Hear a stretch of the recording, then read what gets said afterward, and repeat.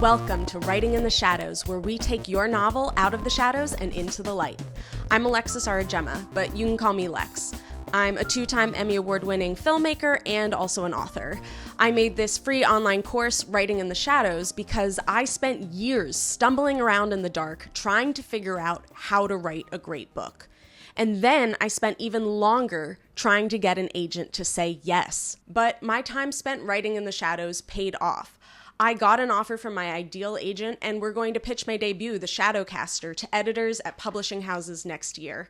So wherever you are in the stages of your writing journey, if you're trying to write a great book and publish traditionally, welcome to Lesson 1. Let's finish your novel together. In Lesson 1, we'll cover how to structure chaos into story, build your world, develop memorable characters, and commit to a writing discipline. If you haven't signed up for the full free course, you can do so at lexwritesinshadow.com, where you'll get the slides and worksheets shown in this video lecture and tons of other materials designed to help you write and finish your novel, pitch to agents, and market yourself as a professional author. Before we dive fully into the lesson, I want to give you my top 3 recommendations for books on writing. There are a lot of great books and courses out there, but if you haven't read any of these books yet, I'd recommend you read them in this order. Oh wait, I have some of the books. Hold on, I have some of the books. Yeah, okay, I have 2 of the 3. One of them I don't have because I think I just keep buying it and then losing it and then buying it and then losing it and reading it somewhere and then losing it. So yes, I have these 2 though in my bookshelf. Okay, so first we have The Elements of Style by William Strunk Jr. And The Elements of Style is, as you can see, a super thin book. It's a very quick read, and it's ideal for anyone who sat in grammar class and no matter what, just did not get it. I was one of those people, and for a really long time, I thought I was not a good writer at all. And I needed The Elements of Style, which I did not read until after college. So I seriously believe that schools should make The Elements of Style required reading because it teaches you the most important aspects of grammar while emphasizing simplicity, which I'm all about because writing a novel is complicated enough. It teaches you how to respect your reader by delivering clean and purposeful prose. And by respecting your reader, you'll automatically be respecting yourself. Okay, after you read The Elements of Style, the next book I would recommend you read is one that many of you may have already heard of or even read. It is the book on story structure, Save the Cat. And you have Save the Cat Writes a Novel by Jessica Brody. And that book is actually an adaptation of Blake Snyder's Save the Cat, which focuses on the story structure needed for a screenplay. I actually read Blake Snyder's book first because I started my writing journey as a screenwriter. I wrote a bunch of screenplays, short and feature, and I was even a top 10 finalist in the CineQuest screenplay competition for a comedy teleplay I wrote. My debut novel, The Shadowcaster, started as a screenplay, actually. So, having read both Save the Cat books for the novel and the screenplay, I can promise you that when it comes to story structure, whether it's a novel or a movie, they are not that different. And I actually would recommend that you read Blake Snyder's book first, even if you aren't a screenplay writer, because a screenplay is simpler than a novel. It just is. It has fewer words. The words don't matter as much. It's more about the structure. So it's easier to conceptualize the scenes in a screenplay as chapters in a book. I won't go into more detail on what the books contain at this time because I'm going to be referencing the Save the Cat books later on in this lesson. But rest assured, Save the Cat is not recommended reading if you want to write a book. It's required. The last book I would recommend you read, even prior to starting your first draft, is The Last Draft by Sandra Schofield. It's a thoughtful, in-depth guide focused on the art of revising your novel. And you might be thinking, why should I read The Last Draft before I even finish my first? Well, because writing is rewriting. I'll say that once more. Writing is rewriting, not editing. You will not be able to edit a first draft. You will need to write your book from a blank page multiple times. I hate to be the bearer of bad news, but it is the only way that you will ever finish your book. And if it makes you feel any better, I rewrote my novel from a blank page 18 times before I got an offer for representation. But I promise you, each time it got so much better, and I'm really glad I did it. And I'm really glad that I found the last draft so early on in my writing journey, because despite the journey taking so long, it still saved me so much time. And also, a side note, Sandra Schofield is an amazing person. I wrote an email to her years ago telling her just how much her book meant to me, and she replied right away, and I'll never forget what she said. She said, "If your manuscript is as well written as your email, you will get there." Well, Sandra, thanks to you, a ton of hard work, and the help of others, I did. So everyone go read her book so you can get there too. Okay. That's it for my top 3 books on writing. Now, on to the lesson. Structure chaos into story. Writing a book is pure chaos, so let's talk about it. Now, I know we're all a bunch of writers here, but in order to crack story structure and world building, we need to take just a second to understand our world through the lens of physics. Specifically, the second law of thermodynamics, which states, in any natural process, the total entropy of a closed system will either increase or remain the same over time. It never decreases. Now, let's break this definition down as it pertains to writing your book. In any natural process, all of life in the universe, the total entropy or chaos and disorder of a closed system, your book, will either increase or remain the same. It never decreases. So that means that your story needs to explode into chaos. Life, real life, is pure chaos. We are constantly searching for answers as to why we are alive. What is the meaning of the universe? Why do bad things happen to good people? Why is tragedy so random? Every single person on the planet is trying to make sense of this chaos. And as writers, we can use story structure to examine the deepest, darkest parts of that chaos, the things that disturb us the most. We can contain it on the pages and then reflect it back to the reader in a way so that the chaos has meaning, so that it can help us and other humans understand and accept the universe as it is, which is pure chaos. How many times have you read a great book with a sad or bittersweet ending, but somehow afterwards felt a sense of peace? That's what I'm getting at here. That's what I'm talking about. You are offering people catharsis from the chaos. Or, more simply put, your character's world needs to transform from a dream into a nightmare. Even if your character is already in the middle of hard times when we meet them for the first time, they have a dream and they are trying to hold on to it. And as hard as your character tries to hold on to their dream, they will inevitably end up within their worst nightmare. Your main character needs to spend their entire journey fighting against the nightmare until they change and find a new dream. And a very important note, they cannot return to the old dream. That is not an option. A curse cannot be reversed. It can only be transformed into something new. So with that, let's dive into the ways that I would recommend structuring your story. I think you should use all of these story structures I'm about to explain when writing your novel. Don't rely on just one. And as I explain them, I'm going to show you how they inform onto one another. But there is one more vital, essential, unskippable step that you need to be able to do before you structure your story. You need to be able to write your story into one line, otherwise known as an elevator pitch. The elevator pitch is going to change countless times throughout your writing process, but by tackling at least a draft of it first, it will help guide all of the structure work we're about to commence. If you think you don't need this step, you're wrong. If you can't tell your story in one sentence, how do you expect to write a whole book about it? How do you expect to pitch it quickly to agents when you're face to face with them, which is where you want to be? I remember once early on in my pitching process, I was in a room with a few agents and I tried to tell them what my story was about. And while most of them were nice and were listening patiently, one of them interrupted me and he was like, You're taking too long. And I wasn't even given the opportunity to finish. They just moved on with the next topic. So that was a very important lesson to me, to not mince words when in front of the movers and shakers of the business. Now, so that doesn't happen to you, here is the formula for an elevator pitch. When incident happens, a protagonist must goal before conflict.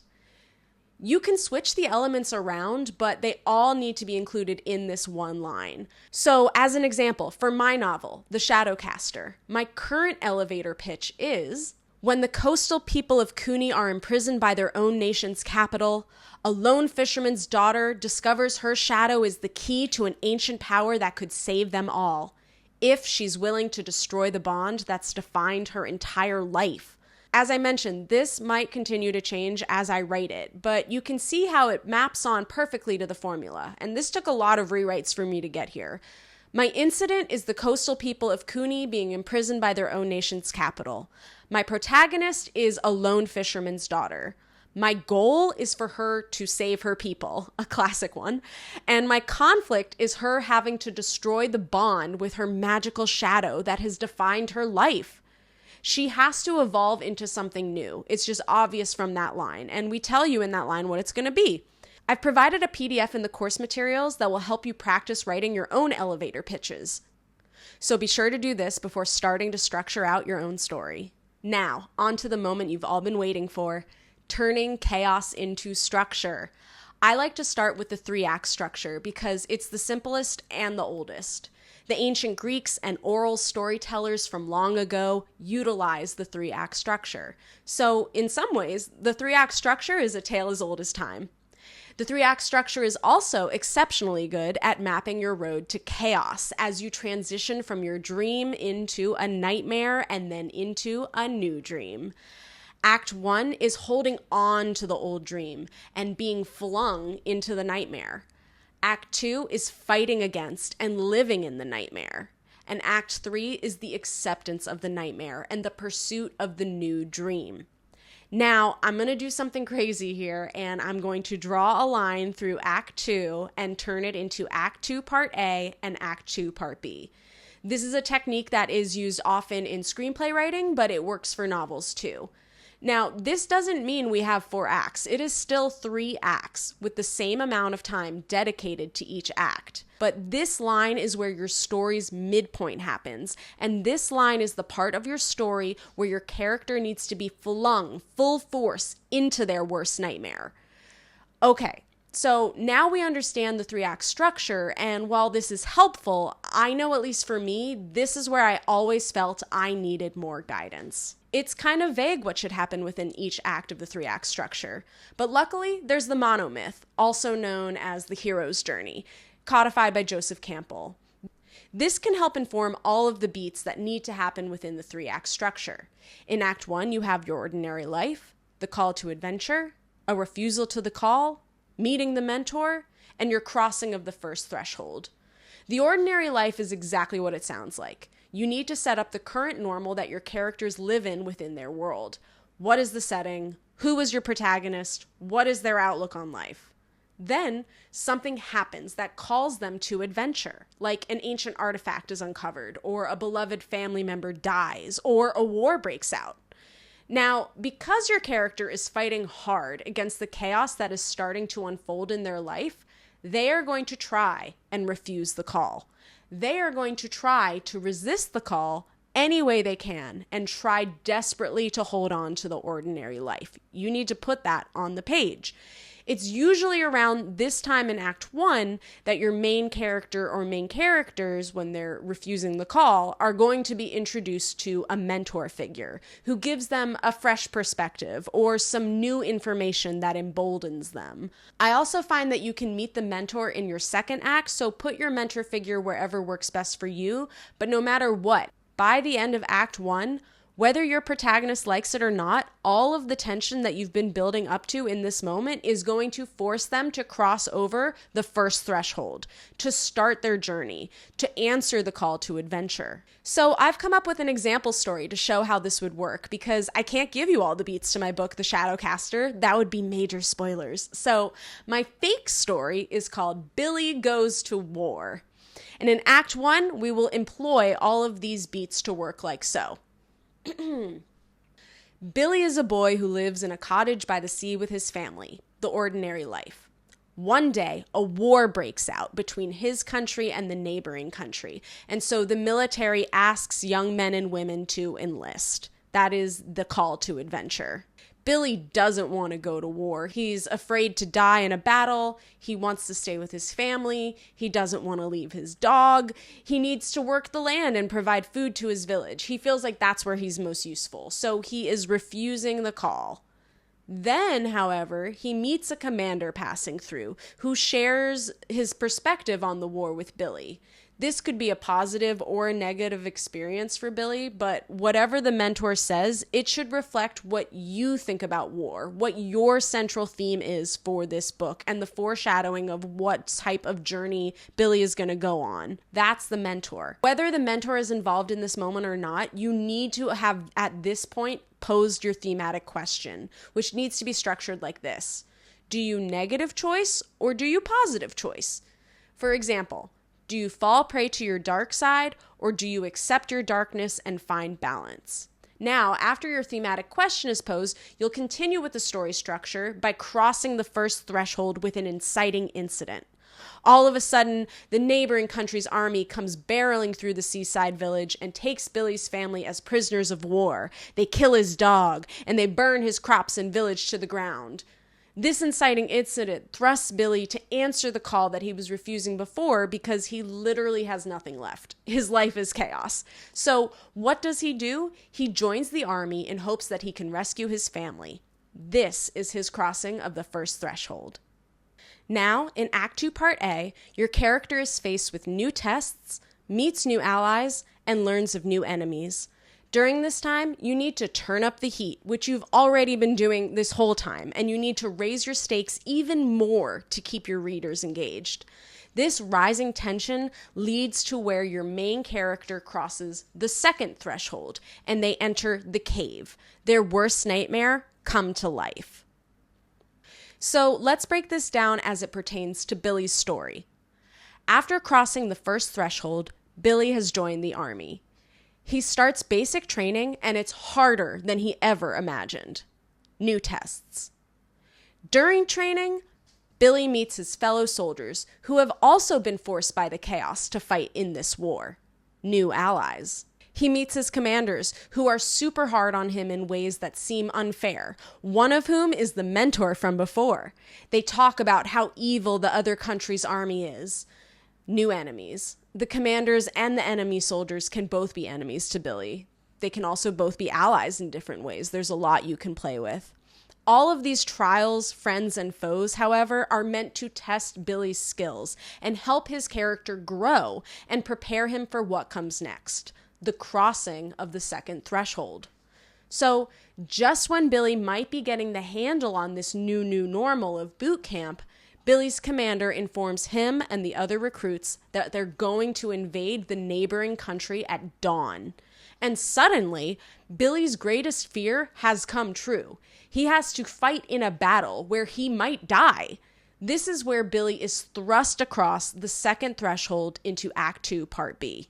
In Act 2, Part B, the characters deal with being stuck in the cave, a central life or death crisis. In the case of our example here, an actual life and death battle. Your characters are going to go through their ordeal, which leads to a symbolic death and rebirth. And through your characters' actions, they turn their ordeal into a reward, which means they survived, or at least your main character does, and they gain something such as knowledge or a new skill or power that allows them to cross the third and final threshold into Act 3, where they will now chase their new dream. So, if we were to break that down in our little Billy War saga, it would look like this. Billy and his buddies fight in the battle. It's worse than anyone could have ever imagined, and Billy watches many of his friends die by enemy fire. That's the cave. They are surrounded by troops, and Billy's commander gets injured, but against all odds, Billy carries his commander to safety. The ordeal. Because Billy saved his commander, he gets promoted to captain. The reward. With Billy's promotion, he receives intel as to where his family is being held prisoner across battle lines. And in the dead of night, he sneaks off to find them. The crossing of Threshold 3. Now, in Act 3, your character begins what is called the road back, but I prefer to call it the road to a new normal or the road to a new dream. Your character still has all the same challenges facing them that have built up throughout the entire story, but now they have the tools and the knowledge they need to do something about it. That is when they come face to face with what is called their resurrection, or the final boss battle, if you will. Here, the hero must face death symbolically or literally. When they emerge from this resurrection, their transformation is complete, so that they can return with the elixir, or in other words, fully embrace their new normal. Returning with something of value, such as wisdom or strength, or peace with the fact that the world is chaos. The way this could go in our little makeshift story here could go many ways. So here are 2 examples. Billy sneaks into enemy territory to find his family, the road back. He finds them, but they're about to be killed in front of a firing squad. So Billy has to find a way to save them using all he knows and all he's learned and risking his life. The resurrection. Another way the resurrection could go is that despite trying his best and using everything he's learned, Billy fails, and his family is killed in front of him just as he was about to save them or something dramatic like that. So when Billy emerges from his resurrection, no matter what happens, whether it's with or without his family alive, even if Billy lives or dies himself, the idea is that he leaves with the newfound knowledge that all of life is pure chaos. This is where you answer your thematic question. For example, if Billy was successful in saving his family, then perhaps the theme all along was that in order to defeat chaos, one must embrace it by fighting fire with fire. If Billy wasn't successful in saving his family, then perhaps the theme all along was that war is senseless chaos, unnecessary tragedy. Both are the elixir. And now this is where Save the Cat comes in. The Save the Cat beat sheet goes into even more detail on when you need to hit certain beats within the hero's journey and 3-act structure. It literally tells you what you need to make happen in your story by the exact percentage of story that has gone by. Now, my summary of Save the Cat in this lesson is not going to be a substitute for reading the real thing. But I will share my 2 most important takeaways, which are the 15-beat story structure and positive and negative actions that drive your story forward. But first, I feel like you also need this important context. What does Save the Cat even mean? You might think, that's a weird name for a book on writing, and I did too at first, but what it means is that in the very beginning of your novel, your main character needs to do something equivalent to saving a cat. Even if your main character is an anti-hero, or even if they're a villain, they need to do something off the get-go that makes them likable or relatable or redeemable. So in the case of Billy, he's a pretty nice guy. He's not a villain or an anti-hero. So maybe it's that he saves his beloved dog from a wolf while out working in the fields, or he makes a flower crown for his little sister with her favorite flower and brings it to her. He needs to do something that is the equivalent of saving a cat in one of the first instances where we meet him, or else we as readers are not going to care about him. Please trust me on this. Now, when it comes to story structure, according to the Save the Cat beat sheet, there are 15 beats that you need to hit within this 3-act structure / hero's journey that we've outlined.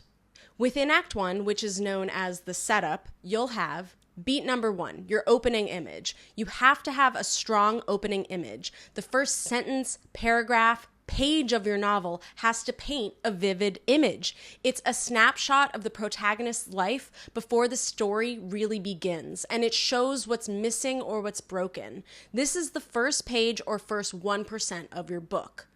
Then you have beat number 2. Your theme must be stated. Why are you writing this book? What are you trying to say about the chaos of the world? What lesson does the hero need to learn? Now, your main character can't be the one to state the theme because they need to learn it as a result of their journey. But the theme does need to be stated within the first 5% of your story. You could do this through another character, a narrator, an action, a prop like a newspaper, or anything. Anything would work so long as it's not your character stating the theme. Beat number 3 is next, the setup. This is the first 1 to 10% of your story where we set up the ordinary life. You introduce your main character and their world. You build empathy by having them save the metaphorical or even physical cat. You answer the questions, who is Billy? What does Billy want? In musicals, there's this thing called the I Wish song. Think Snow White singing, "Someday my prince will come," or Rapunzel and Tangled singing, "When will my life begin?" These songs happen within the first 10% of the story, and they explicitly state what the character wishes for. You need to do that in your novel as well. Next up is beat number 4. That's when the catalyst occurs, also referred to as the inciting incident. Something happens that disrupts the status quo. It's the story's wake-up call that disrupts the ordinary life. It's the call to adventure within the hero's journey. This happens 10% into the story. And finally, to finish off Act 1, you have beat number 5, the debate. This is your character's refusal of the call, their internal conflict of should I stay or should I go on this journey that is not what I want to be doing right now, but because my life is chaos, what choice do I have other than to answer the call? None. So they cross the first threshold into Act 2, and this should happen by the 20% complete mark into your story. So now we're in Act 2, Part A, which is referred to as the adventure or fun and games section. Beat number 6 is called Split into 2. It's when your protagonist steps out of their old ordinary life and into this new world to start their journey. It happens at the end of the debate because it's still your first threshold. Then, beat number 7 is the introduction of your B story. You might have heard of an A plot, a B plot, a C plot. Well, you always need an A plot, obviously, but it's also really great to have a B plot or a B story that helps reinforce or even challenge the theme. This could be the introduction of a romantic interest or a rival or a mentor or whatever it is. It just needs to happen 22% into your story. Notice how it's not 25%? If you wait that long, you're probably going to lose the reader's interest. So strive to hit these beats as soon as you can. Then you have beat number 8, fun and games. This takes place from 20% to 50% or the midpoint of your story. The fun and games is the heart of your premise. It's the adventure that the readers came here for. We need to see your character experiment and struggle and learn and grow in this new world that they've entered. They can succeed or they can experience failure after failure, but it's gotta feel fun and exciting to the reader. Think about when you're scrolling on social media and you watch someone struggling and they're doing a deep clean of their home. Struggling and cleaning is not very fun, but it's fun to watch someone else struggle and clean and succeed because it gives us a sense of satisfaction. You need to evoke that same feeling in your book during this time until you hit beat number 9, the midpoint. This is the event smack dab in the middle of your story that changes everything. It's either a huge win or a horrible defeat. It's when the fun and games turn serious and your character is forced to cross threshold 2 into Act 2, Part B, which is titled Bad Guys Close In. And that's also the title of the next beat, beat number 10, Bad Guys Close In. It's when the internal and external pressures tighten. Antagonistic forces gain control. The protagonist's flaws resurface, and it seems like the things that they learned during fun and games aren't actually going to help them. Their relationships strain or break. Basically, the chaos is back full force, and everything gets worse and worse and worse from the midpoint of your story until 75% in, when you hit beat number 11. All is lost. This is the lowest point for your character, and it should seem like they are completely defeated at this point, that there is nothing that can be done. This takes place 75% into the story, and as I said, it's called All Hope is Lost. This leads to your character hitting beat number 12, which is called Dark Night of the Soul. This is where the hero reflects and questions everything. After hitting rock bottom during All is Lost, they then take this time to grapple with their rock bottom mentally from about 75 to 80% of the story. This is the internal reckoning that forces them to cross the third and final threshold into Act 3, the resolution. Act 3 begins with beat number 13, break into 3, right at the 80% mark. You recall we discussed break into 2? Well, this is just like that, but it's when a new realization or idea emerges and your character or characters gain full clarity. They embrace the theme and they transform, knowing now what needs to be done. That leads us to beat number 14, the finale, where your protagonist puts their new self into action. From 80% to 99% of the rest of the book, they'll face the final climax. And what's great is it doesn't matter if they win or lose, but that they do their best to try and succeed, to contain the unrelenting chaos.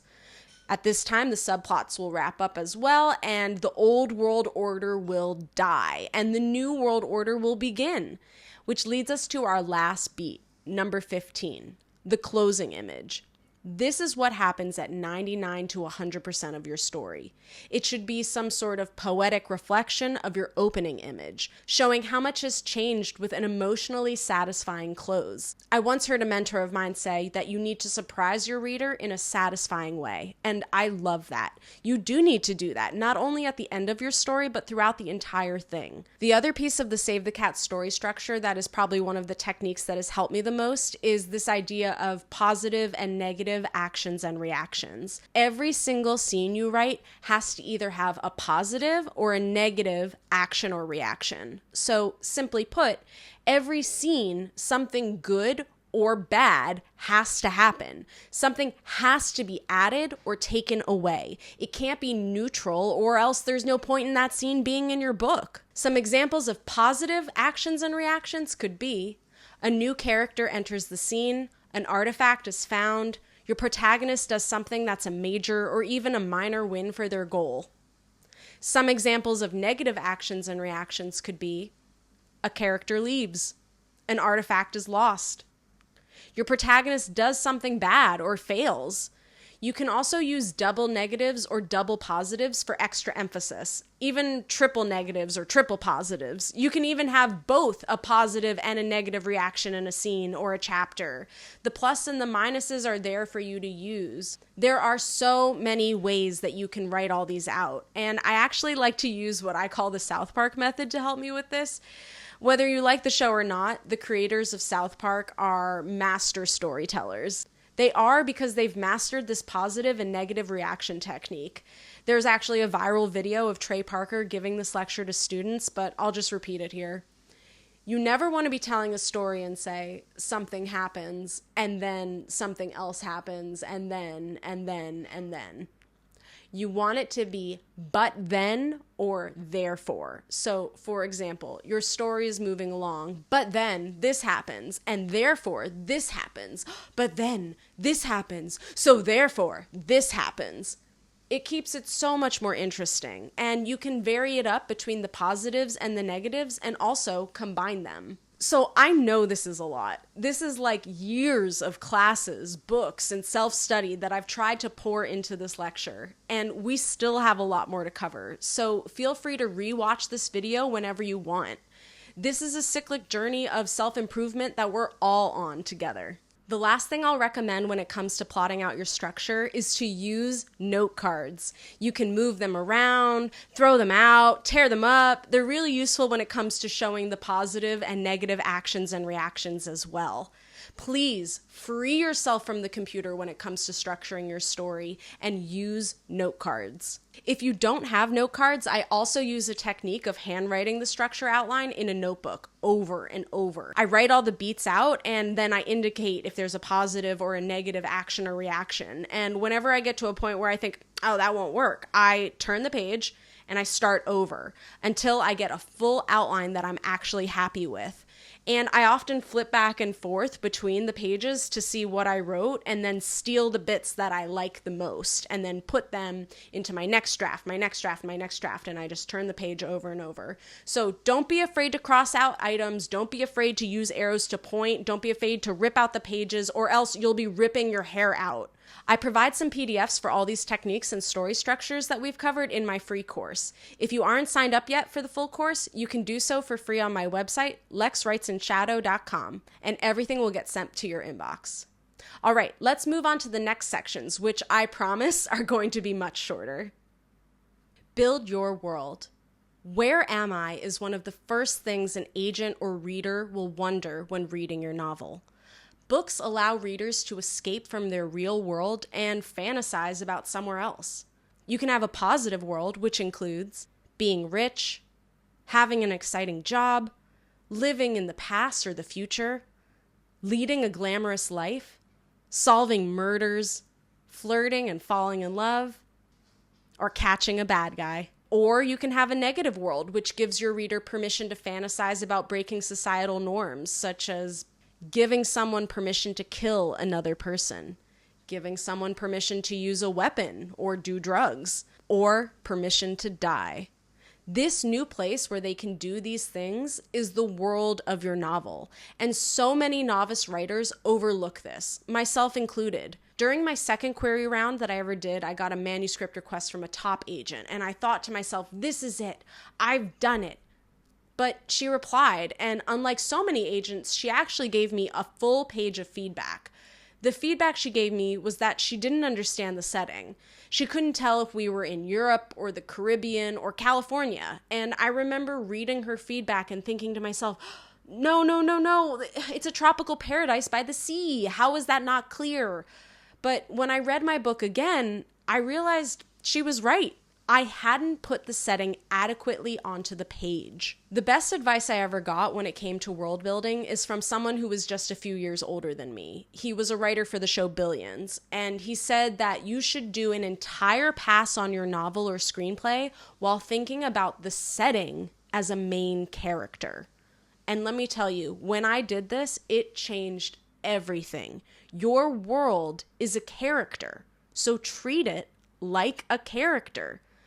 The critical questions you must ask yourself before you start, though, are, have I chosen the right world for my story? Does my world help support the theme I've chosen? How does my world affect my characters through social rules, politics, technology, and threats? Once you answer these questions, you're ready to take the next step and think about the traits of your world.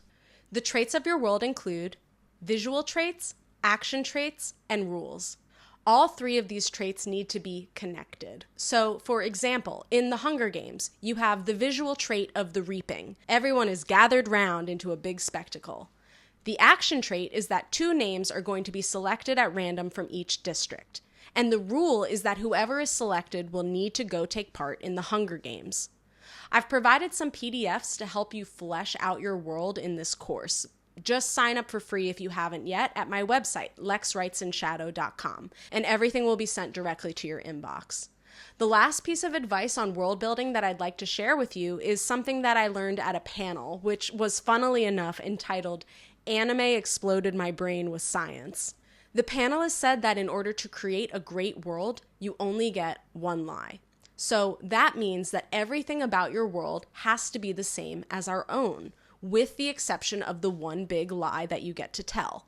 So, for example, in Neal Stephenson's book, 7 Eves, it's a really profound reflection of our own world, but Neal Stephenson has one big lie, and that lie is that one day the moon explodes, and now all the scientists and politicians and inhabitants of the world have to deal with the fallout. And don't worry, that's not a spoiler. It's literally the first sentence of his book. So that's his one big lie. It's laid out super clearly, and it helps solidify the world of his story.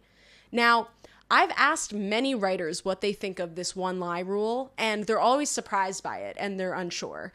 But I've applied it to all of my writing since hearing about it, and it has really helped me build such more believable worlds, especially if they're fantasy or science fiction. For example, in my novel, my one big lie is that there is a race of shadow casters. People who have magical sentient shadows who survive off a crystal called soul found in the caves of their homeland. Everything else in my world is pretty much the same as the world that we live in, other than that one big lie. You know, some people say that they hate the rules of writing and they hate guidelines, but when you actually give yourself some constraint, it allows you to be more creative within it, within those boundaries. I've heard this referred to as the corset of liberation. So I hope that you'll tighten up some of those strings and take some of these rules that I'm giving to you and apply them to your writing and just see how freeing it actually is. Developing memorable characters. How you enter the world of your novel is crucial, and you can only do it through your protagonists. And your protagonist has to be likable, even if they're evil or a villain or an anti-hero. I've heard several people try and tell me that you can make an unlikable main character, but they're wrong. If they aren't likable, then we will not want to journey with them. Think about being stuck in a car with someone that you don't like on a long road trip. You would throw yourself out of the car. Or in this case, the agent will pass on your manuscript, or your reader will simply close your book and put it down and never pick it up again. I explained the Save the Cat strategy earlier in this video, but in case you're jumping around, I'll explain it again here because this is the section on character development. And also because it's a pretty simple concept that bears repeating. When we first meet your main character, they need to do something that is the equivalent to saving a cat. Even if your main character is an anti-hero, even if they're a villain, they need to perform an action that either makes them likable or redeemable. Now, likability is not the same thing as being nice. In The Hunger Games, Katniss's Save the Cat moment is when she volunteers as tribute in her sister's place. She literally saves her sister's life. Instant likability. Self-sacrifice is always a good look for a character. Don't have them say mean things. Don't have them push vices like drugs, alcohol, or weapons onto children, but adults are okay. Don't let them abuse an animal. Don't let them be completely incompetent. Don't let them be passive. Instead, make them kind, a victim, smart, funny, brave, competent, vulnerable, lonely, active in their life. All great traits to incorporate into any character. The other important thing that I can't stress enough is that you need to make your main character active. Do not write a story where things simply happen to your main character. They need to be the driving force of their story. Yes, other characters have to do stuff. Natural elements like earthquakes and fire and flood can be great plot devices, and some stuff does happen to your character, like the inciting incident, for example. But 9 times out of 10, it should be your main character doing the actions that propel your plot forward. Remember, they are actively fighting against the chaos. In fact, all of your characters should be active if you want them to feel like real people. Don't fall back on the best friend trope who is only there for the main character to complain to or talk about boys to or whatever. That's boring. Instead, make the best friend have their own issues that they're trying to overcome and incorporate that into your B story. Have it connect or challenge your theme. And when you do have a villain in your story, make them as evil as possible. It's great if you want to give your villain a troubled past that justifies them turning to darkness, but you gotta make them bad to the bone. I've gotten that feedback so many times throughout my writing journey to make my villain more evil. And I'm so glad I got that push because it makes all the difference. It took me to places I never thought I could go. Every character in your story should have the following: a goal. What do they want? A motivation. Why do they want it? A flaw. What's holding them back? A strength. What are they good at? A voice. How do they speak, think, and react? An empathy factor. How can the reader relate to them? Let your main character make mistakes and have the surrounding characters challenge them. If your main character is right all the time and has no flaws, then that's boring and they have no room to grow. A few quick exercises you can do to develop your characters is one, well, answer all the questions that I've asked already, but also try out these character writing exercises. 2 truths and a lie, where you write 2 things about your character that they believe about themselves and 1 lie that they tell themselves. The decision test. Put them in a moral dilemma where they need to make a hard choice. Self-talk. Write a diary entry from your character's point of view. How do they talk when no one's listening? All of these exercises are available as PDFs in my course, Writing in the Shadows, which you can get for free by signing up on my website, lexwritesinshadow.com. I'll send the PDFs straight to your inbox so you can practice. Now, we're almost at the end of this long lecture. So far, we've covered recommended reading, story structure, world building, and developing memorable characters. But now I want to discuss a couple more things that I find really important. This advice goes beyond the actual technicalities of writing and more into the feeling and commitment that you have to make if you really want to write a book. And that is, you have to commit to a writing discipline. I am not going to sugarcoat it. It takes a lot of time to write a book. And the only way to successfully write and finish a book is to write, and to write a lot. So, to tackle your writing commitment, you need to do the following. You have to write. You have to rewrite. You have to have support, and you have to be a little crazy. What do I mean by you have to write? Well, that seems a given if you want to be a writer, right? But they say it takes 10,000 hours to master something, and they aren't lying. I'm certain I've spent 10,000 hours at least honing my craft as a writer, and I still have a lot to learn. Being an artist is an endless cycle of self-improvement, and don't you ever forget it. A typical book, depending on the genre, can be anywhere from 60,000 words to 80,000 words and beyond. So you are never going to write that many words if you just sit there and think about your story. You have to get the words out of your brain and onto a page, whether it's a notebook or a computer document or even blood with your finger on a wall, like anything, okay? I've done writing sessions with other writers who sat across from me for hours, and they claimed, oh, wow, yeah, I was so productive, I thought a lot about my story, but then they never wrote a word.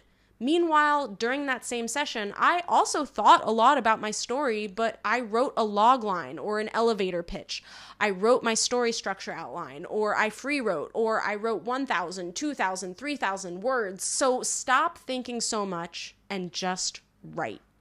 You can practice writing in many different ways, but first you need to create a safe space within your mind to fail over and over and over again. Be okay with making mistakes, writing something bad, killing your babies. People think that when they write, it needs to be perfect because they're afraid of judgment, but no one is going to see your writing unless you share it with them. So don't worry about the judgment. Dig deep and experiment. Challenge yourself, push your boundaries within the safety of the blank page. Use it to examine what scares you the most in life and write as if no one is reading. That is when you're going to get to the really good stuff.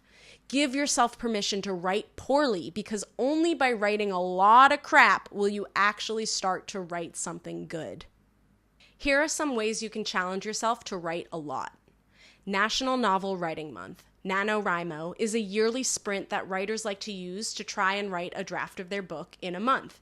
As part of this course, every day during NaNoWriMo, I'm sending everyone who has signed up daily Write With Me videos, where you can write alongside me for an hour as I do the final revision of my novel, The Shadowcaster.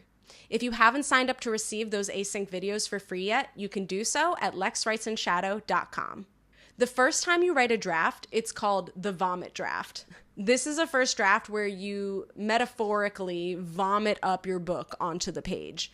Think of it almost as a free write for your entire book. You should only do your vomit draft, though, after you finish your elevator pitch and your story structure outline using the techniques covered earlier in this lesson. It's going to make your life a lot easier if you do those steps first. So, in order to accomplish this goal of writing a first or a second or a third draft, you have to get into the practice of writing every day. It needs to become something that you yearn to do. Even when you're busy, even when times are tough, you have to carve out that time and space to write. Everyone thinks, oh, if only I had a week off, or if only I had a month off, or if only I was at a fancy resort, or could do some sort of writer's retreat. But in actuality, writing is the cheapest form of creation that you can do. Like, think about it. You don't need paint. You don't need a canvas or brushes. You don't need fancy filmmaking equipment or video editing software. There should be nothing holding you back from telling your story. So because I'm a freak, I'm going to share something that worked really well for me when I needed to condition my brain to write for hours at a time. I trained myself to write when I heard a certain song. It was an instrumental song that I really liked, and it was fast-paced, and I would listen to that song on repeat from anywhere from 1 to 3 hours a day while I wrote my vomit draft. After a few times doing it, I found that when I turned the song on, I was almost just like a robot, and I would just write. Because the song was repetitive, it didn't have any lyrics in it, it wasn't distracting, and the fast pace helped me keep a fast pace with my typing. So use whatever freaky methods work for you, fam. But you have to write thousands of words in order to write a book. There's no shortcut around that. When it comes to your vomit draft, it's okay if you actually don't finish it. You might get to a point where you almost finish it, but you've written yourself into so many plot holes that you can't write your way out of it. And that's okay. You have to fail in order to succeed. And that's where the next step comes in: rewriting. You have to rewrite. Writing is rewriting is rewriting is rewriting. There is no editing a first draft. You'll be wasting your time. Editing is for the final revision. And until you get to that point, you are not going to be able to edit your book. Do not hire an editor to edit your first or second or third draft. There are going to be people out there who will take your money and they'll put a Band-Aid on your work. Maybe give you some feedback for a pretty penny, but only you can do the surgery required to actually make your story healthy. At the start of this lesson, I gave the recommendation to read The Last Draft by Sandra Schofield, and I want to re-emphasize reading that book because she teaches you better than anyone how to rewrite a draft in pursuit of your final draft. The way I rewrite my drafts is I take the old draft and I put it up in my word processor right next to my new blank page. I read what I wrote in the old draft and then I rewrite it in the new draft. Do not copy and paste paragraphs. That is a surefire way to mess up continuity in your story. And again, make writing a safe space for you. No one else is going to read your work until you're ready to share it, which brings me to my next point. You have to have support in many forms. I'm really grateful that you're watching this video or taking the full course because you need these types of resources, whether it's from me or someone else. You need to vary it up. As part of signing up for this course, you also get access to my Writing in the Shadows Discord, where you can ask me questions, but more importantly, you can connect with other writers. Even though I'm trying to teach you everything I know in this course, you still need to vary it up as much as you can. Take as many classes, talk to as many people, and read as many books on writing as you can. Because like any other profession or artistry, you need to learn multiple perspectives in order to master your craft.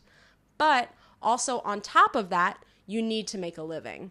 Almost every single writer out there, myself included, has a day job that pays the bills. And I love my job as a filmmaker because it's a privilege and an honor to work in the arts. But it also allows me to make ends meet and pay my rent and buy my groceries and save for retirement and go on vacation. You need to have that stability in your life as well. So why am I saying all of this? Basically, I'm just trying to get at the fact that when it comes to your education or your job, you can do what you want to do. You don't have to get an MFA in writing. Now, getting an MFA in writing is a very noble pursuit, and you will learn a lot, and you will make good connections. But to be honest, I wouldn't recommend it because it's a lot of money. And like I said, writing is free. Instead, I would recommend picking a major or getting a job where you'll be able to pay your bills and still have creative energy to write when you're not busy with work. And what's really great is that you don't have to major and do a 4-year course or a 2-year thing. what's really great is you can take one-off classes on writing at your local community college or the library, or there's other independent groups out there that are making these classes. The best class on writing I ever took was not at my alma mater, Brown University, where I took a lot of writing classes that were all pretty good. The best class I ever took on writing was at the School of Visual Arts, SVA, in New York City. And it was taught by James Grimaldi, and it was like $300 for the whole semester. And I learned so much in that course. A lot of what I'm teaching you here is in that course. So I definitely recommend you take writing classes. But again, you don't need to do an entire MFA or major in creative writing or major in English. If you do, all the power to you. You're amazing. And I also wish you the best of luck on your journey and commend your commitment to the craft. When you're ready to start sharing your work, you also have to join a writer's group. There are tons out there online or in person, and they'll help you with accountability, making sure you have something to present every week. I've been in many writers groups over the years, and they are invaluable. The feedback that you receive when you allow someone to read your work is what is going to help you become a better writer. So, don't be precious about it. Really listen to what people are saying to you about your work. You might get feedback and think, oh, they don't know what they're talking about, but that's just you having an ego. 95% of the time, if someone mentions something is off with your work, they are right and something is off. But only 5% of the time will they be able to offer you a solution. But like I said, 95% of the time they are right and you need to address the issue that they raise. And only you are the one well equipped enough to solve the issue that they've highlighted. They might not word it well, and you might need to read between the lines when it comes to their feedback. But if they mention something, then you better take it seriously and you better take a closer look and see what you can do to improve upon your work. Leave that ego at the door and eat a humble pie. It's actually pretty delicious when you dig in. And the last thing I'll say within this lesson is that in order to write a book, you have to be a little crazy. You have to be crazy about your writing. You have to care about it to the point of going mad. I'll finish this lesson with a story. When I was living in New York, one day I was walking down the street in my neighborhood in Washington Heights, and walking in front of me was a father and two little girls. The older of the two girls kept saying, "We need to get home so I can work on my project. I need to work on my project." The father and the little sister did not respond. So the older sister then said, "Hello, doesn't anyone care about my project?" And the father replied, "No, because it's your project. No one is going to care more about your project than you." And then the younger sister sassily was like, "That's right." And he is right. No one is going to care more about your novel than you. Even when you get an agent, even when you get an editor or a publisher, even when you maybe get fans, you are the chaos that makes it all happen. I hope this lesson 1 of Writing in the Shadows was useful to you. In lesson 2, Demystify the Agent, we'll cover how to pitch to literary agents. I'll break down all of the materials that you'll be expected to have, when to send out your queries, how long the process typically takes, how to handle rejection, and what you'll need to know about your contract when an agent finally says yes. Sign up for my whole course, Writing in the Shadows, for free at lexwritesanshadow.com. Until next time, I'm Lex. Write well, my friends.